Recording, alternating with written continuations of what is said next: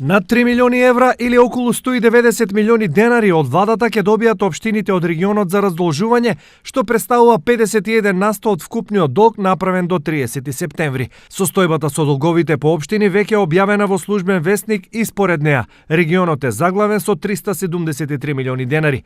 По општини состојбата со долговите изгледа вака: Пробиштип 72,7 милиони денари, Пехчево 62,4, Делчево 57,3, Берово 47,8 милиони денари, Кочани 40,5 милиони, Виница 39,2, Карбинци 17,1, Чешиново Облешово 16,4, Штип 8,3 милиони денари, Зрновци 7,5 милиони денари и Македонска Каменица 3,9 милиони денари.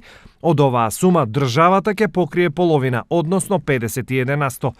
Ние како градоначалници имаме обврска да објавиме повик до сите должници кои што имат обврска да го пријават долгот и со секого треба да погодбено направиме записник да констатираме и сето тоа треба да иде на совет, да се одобри тој извештај и после тоа ќе следува реализација, односно раздолжување. Во моментов најтешко именно општините со блокирани сметки кои имаат долгови поголеми од нивните годишни буџети. Општината е во долг од над милион евра или 34 милиони утужени и 24 милиони неутужени долгови, што без камата, што представува навистина отежнување за начинот и можноста на функционирање на оваа мала општина како што е општина Пехчево. Што оваа помош ќе значи за општините кои на почетокот на мандатот наследија огромни долгови? Општина Пробиштип ќе добие нешто над 37 милиони денари.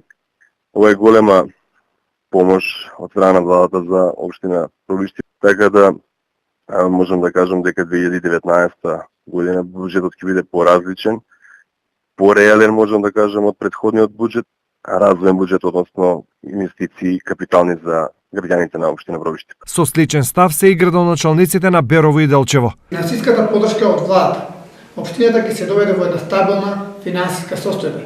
Ќе подмириме голем дел од обврските и директно ќе се помогне во економскиот развој на општината. И верувам дека и со ова раздолжување сега, со оваа помош која што ни дава владата на Република Македонија, централниот буџет, бидејќи овие средства се неповратни, ќе можеме финансискиот капацитет на општината да го подобриме, така да можеме и послободно да ги планираме капиталните проекти кои што се во Делчево, да не чекаме само донации и од ресорните министерства, туку да можеме и ние самите, како овие проекти што ги најави, уште многу повеќе проекти во наредната година и 2019, но и годините натаму да реализираме. Парите на посебна наменска сметка општините треба да ги добијат најдосна до крајот на годината.